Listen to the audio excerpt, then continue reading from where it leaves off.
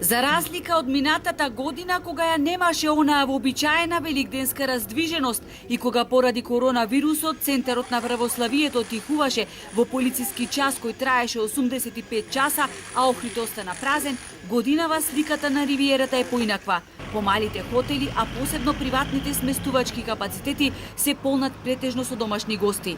Исполнетоста на поголемите хотелско-гостителски објекти се движи околу 20 до 30%, но се уште е неизвестно колку и дали ќе се реализираат резервациите на странските и гостите од обкружувањето.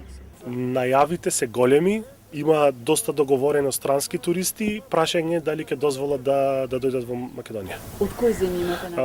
Од Србија и од Полска. Тоа доаѓаат организирано или индивидуално? Организирано, али некако што доаѓа претходно со поголем број на луѓе. Сега се од 15-20 преку сила се 40. Значи бројов на групиве е многу намален. Имавме најави од Бугарија и Албанија, ама поради карантин и PCR тестови откажаа. Моментално само наши гости имат. Со далеку пониски цени на тридневните празнични аранжмани, во дел од хотелите ќе уживаат гости од Србија, исполнувајќи ги до 70% од капацитетите.